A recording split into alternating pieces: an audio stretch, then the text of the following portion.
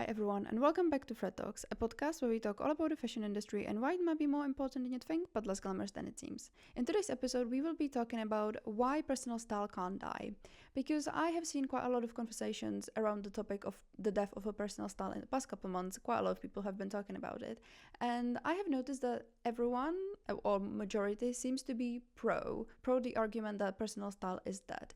However, looking at all of them, I've noticed quite a big gap or a quite common gap between the argument on why the personal or like the argument explaining why the personal style is dead and the actual understanding of what personal style is. So I thought that I can contribute with my piece of knowledge or my piece of opinion and talk about why I personally believe that personal style can't ever die. I figured that the best way to start this would be by defining what personal style actually means. And according to Oxford English Dictionary, I've been saying this all the time, like I've said this maybe 5 times wrong. I always keep saying English Oxford Dictionary. Anyway, according to Oxford English Dictionary, style is a manner or particular mode of fashion or costume. So in this sense, the word style is used to distinguish physical similarities of different costumes. For example, if a uniform has specific pattern, let's say. However, this definition doesn't really align with our understanding of personal style, or at least not how we see personal style today. What's a lot closer to it is a definition introduced by Coco Chanel, when she said that fashion passes, style remains. In the book Fashion History, A Global View, they explain it as the meaning of what Coco Chanel said. So, this meaning has to do with individual dressing well in clothes, accessories, and grooming that suits their looks and personality, their age and occasion. In this meaning, style is a personal attitude related to the aesthetic skill and not the specific attributes of the garment, which is a lot closer to how we see personal style and actually what personal style is, because there's a difference between style and when you add the personal to it as well, which is what Coco Chanel talks about. She spoke about how style is something that you as a person influence. In a sense, it's up to you and it's your conscious decisions on what you wear, and that's what make the style. If that made any sense, I hope so. As much as I believe that with this definition, Coco Chanel definitely gave us basic understanding, or kind of, I think base of how we view personal style, or even the term personal style. It did develop into sort of, different brackets or different ways of how people see personal style or what they think it is. And based on these, we now have the arguments where people are saying that personal style is dead. The first one comes from people saying that personal style can only be crazy and avant-garde, and only people who are dressed in Rick Owens or Yohji Yamamoto are wearing or have personal style, which this comes from believing that stylish and personal style are the same things, when those are quite different. Well, first and foremost, being stylish is extremely abstract thing to be or to even describe someone as, because I personally noticed that there are kind of two types of people trying to be stylish. And the first one is people in the fashion industry who are trying to signal that they are part of the fashion industry by what they wear. And those are usually the people who say that the personal style has to be avant-garde and crazy in order to be personal style, otherwise you're dressed like everyone else. However, the issue is that those people probably don't understand or don't want to see the fact that being stylish means something different for different people. And for some people it's, as I said, Rick Owens, Yohji Yamamoto. For some people it's Miu Miu and Prada, and for some people it's Off-White and Balenciaga, for example. Those are just examples. And the issue here is that those people either don't understand it or don't want to see the fact that being stylish means different things for different people. So for some people it's Rick Owens and Yohji Yamamoto, as I said. For some people it's Off-White and Balenciaga. For some people it's Prada and Miu Miu. It really depends on who you are and your personality. So to say that being stylish means to only wear one certain type of clothes or one certain style, the style that Oxford English Dictionary describes, is a bit short-sighted, I want to say. And as I said, there are two groups, in my opinion, of people trying to be stylish, like very heavily trying to be stylish. And as I said, the first one being this one is the one where people believe that only a certain style can be considered stylish and hence can show that I am part of the fashion industry. I understand fashion because I dress this way. And I think that the reason why it's usually the avant-garde and quote-unquote crazy clothes or unconventional clothes is because a lot of the time fashion shows or fashion collections are quite avant-garde or are quite unwearable. And I believe that probably in the minds of these people, if they can style something that's conventionally unwearable, they make the statement of understanding fashion. But it's quite amusing because on the other hand of this is fashion influencers, where I believe that, well, not believe, I've noticed that quite the majority, and maybe it's just because it's closer to my personal style, so the algorithm just throws it on me a lot more often. But a lot of fashion influencers that aren't necessarily trying to be professionals in the fashion industry, or they are part of it, but aren't really trying to show the knowledge, aren't the stylists, for example. They usually dress a lot more casually, or the way of their style is more elegant and definitely a lot more wearable, which I guess it makes sense because they're trying to influence people, and if they were to wear something that's not going to be conventionally considered nice, people won't follow them really because people won't really understand. But those people, I want to say, or influencers in general, can often be seen within the fashion industry, can be seen as not really they're not really taken seriously. I wanted to say that they're not seen as knowledgeable as much. They kind of see as amateurs. That's what I wanted to say. Or not professional, amateur. And this is where the first argument on why personal style is coming from, because a lot of people are saying that everyone kind of dresses the same and everyone is dressing quote unquote boring with having or wearing elegant clothes or basic clothes, and not enough people wearing crazy avant-garde style. But what those people also don't realize is the fact that if it was the other way around and everyone was wearing avant-garde clothes and crazy clothes and I'm losing words for this, but yeah, if everyone wore avant-garde clothes, then everyone would look the same again, and then those people would complain that people aren't wearing enough elegant clothes and hence they don't have personal style. So really the issue here isn't what people are wearing, but rather how a lot of people are wearing the same. Which this leads me to a second argument that a lot of people are having, and that is that they say that personal style just doesn't exist. That it's not even that it just doesn't exist. And this exactly comes from the belief that no one really has the same style throughout their life, and everyone kind of is influenced by trends in a way. But this is going to be a third argument. But in this specific one, I want to say that they don't really say as much, or they don't focus as much on the fact that people are influenced by trends, but rather on the fact that people do change how they dress throughout their life. But what these people don't seem to understand is the fact that personal style, as it says, kind of reflects on who you are as a person. And it completely makes sense that it will change throughout the life. And it will probably change more when you're younger and probably less than when you're adult. I believe that at a certain point of your life, your personal style does kind of lock in and does stay more or less the same.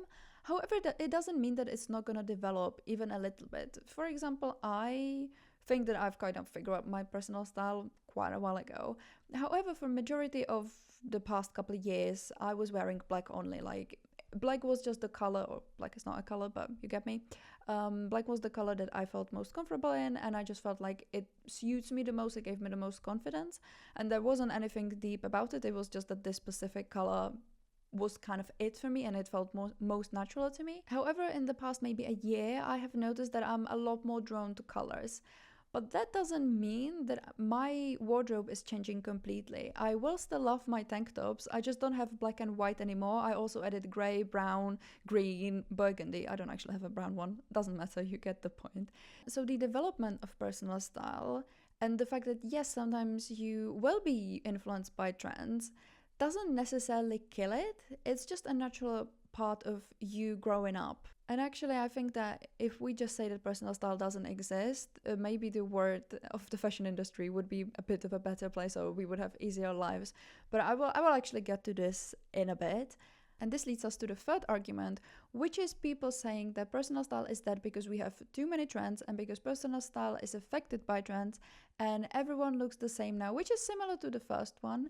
However, this one focuses more on the fact that there's simply too many trends, too many micro trends, and it influences us into dressing the same way, and it confuses us into believing that we might like something else, as I said in the second argument. As you can tell that they're all very similar, but I thought it would be a good idea to divide them because each of them, although all of them focuses on a similar thing, each of them focuses more on a different aspect of the thing, I guess. I don't know if that made any sense, but I hope it did.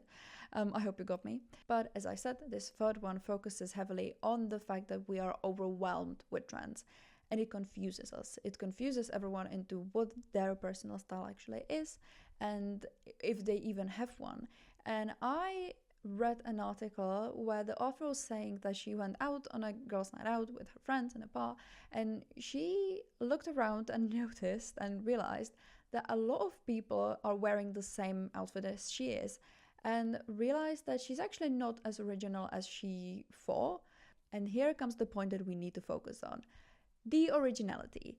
That is the point that everyone is trying to make, that we're not original enough and hence we don't have personal style. However, it's really important to realize that in this day and age, being original is quite impossible. I think some of you might have watched a very famous interview with Ed Sheeran where he says and proves that with 3 or 4 chords, he is able to play majority of modern music. And he proves it and he plays them. And the thing is, just because those songs are not really original and they all sound very similar, it doesn't mean that they're bad. And it doesn't mean that you can't like them. So where did we get the idea that dressing similarly to someone else is wrong? Actually, dressing similarly to someone else, just like listening to the same music as someone else, can be an indicator of who you are as a person. Personal style does reflect who you are as a person. Obviously, not everything, right? I remember I was once on a date and it was in summer and I was wearing a long pink dress and we were in a bar with a guy and I think Linkin Park started playing and I was like, oh yeah, I really like this band. And the guy looked at me and was like, you really? But you wearing this? How do you like Linkin Park? And in this sense, I guess what I was wearing wasn't really reflecting my taste in music. However, what you wear does reflect some sorts and some aspects of your personality. I actually did a study on this when I was writing my dissertation, or a study. It was more of an observation where I was looking at different people that I knew and I was kind of comparing what they're wearing and how it reflects in their friendships and in the community they are in. And I actually realized a very interesting thing, to me at least it was an interesting thing, that I did dress nothing like any of my girlfriends. Actually, no, that's a lie. I have one girlfriend that does dress similarly, but my immediate girlfriends, no one dresses the same way or even very similar. I've got one that's semi-similar, but not completely. And I have noticed though that the only person that I legit wear, we had a lot of clothes that were legit the same in our closet, was my male friend, who was a very good friend of mine at the time, to be fair. But I do remember we even lived together at some point, and I remember when we first moved in, he left his laundry basket in the next to the washing machine. And I looked at it and I was like, oh, why is my jumper here? And then I realized it's not my jumper, it's his jumper. So that was a very interesting, I guess, a notice to, or what's it called when you observe something?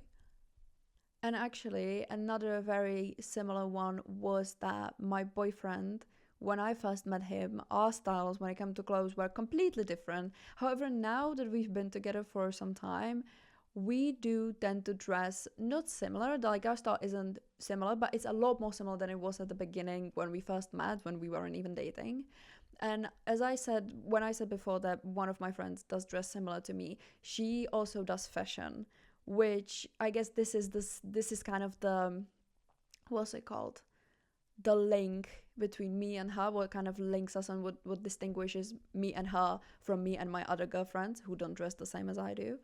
But if you think about it, dressing the same is very popular in some connections and some cultures. For example, I know it's Korea. I'm not sure if it's anywhere else in Asian countries, if it's like a general thing in Asian countries, but I know in Korea, couples tend to dress the same. It's like it's seen as a cute thing when you and your boyfriend go out and you wear a similar outfit and you match. And actually, I do remember watching an interview where with like different people or different people in Japan, and the guy was asking them what they wear and how much it costs and blah blah blah, and he got a couple and they were saying that they try to match each other when they go out.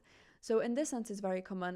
And another one that I can think of, which is in our culture as well, in Western culture, is mothers dressing as their children, which does sound really weird when I say it like that, but what I meant is that mothers often try and match their outfits with their little ones.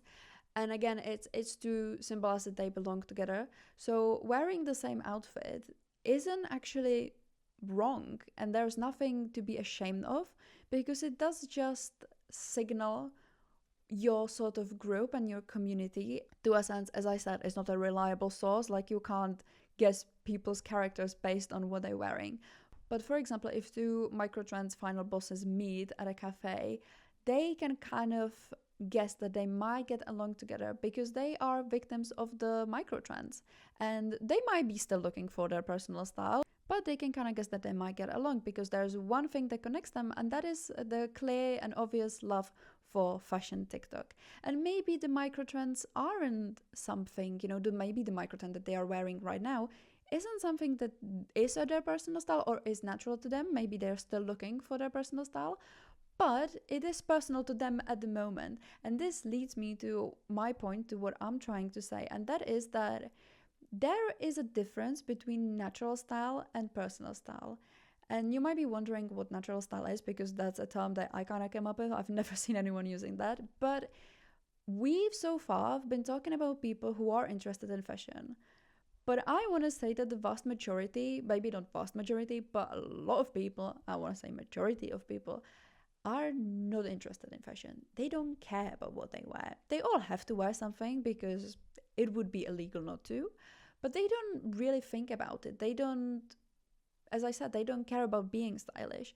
And those are the people who, in my opinion, probably have the the healthiest relationship with fashion, because they go and they intuitively buy what they like.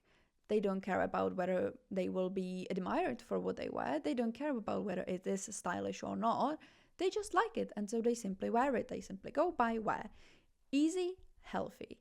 And those people might not be the most interestingly dressed or most originally dressed people in the world, but they do have personal style, because what they wear is natural for them to wear, and that is their personal style. Natural style and personal style should be the same thing. Natural style is something that comes natural to you. That's something that you are naturally drawn to wearing. Personal style should be the same. However, I have noticed, and that's from what I understand from all the research that I've done and all the arguments that I read about on why personal style is that personal style has now, and I think that maybe in a majority of our lives at one point, personal style kind of changes or divides from natural style, and it becomes something that does reflect on our current relationship with fashion and our current desire to belong somewhere. For example, actually I'm not in school and I haven't been in school for quite a while, but when I was in school, you kind of wanted to belong, and then you would think about dressing as a certain group in order to belong to them. And I think that's the same thing these days as well, that you are trying to dress to signal your belonging somewhere, and it doesn't have to be natural to you, but it is personal to you, because at this very moment you want to belong to this group. For whatever reasons you have, you want to belong there. And you think that because you are doing something, you should be dressing this way. You think that because you work in fashion, you're interested in fashion, you should dress in avant-garde clothes, so you dress like that.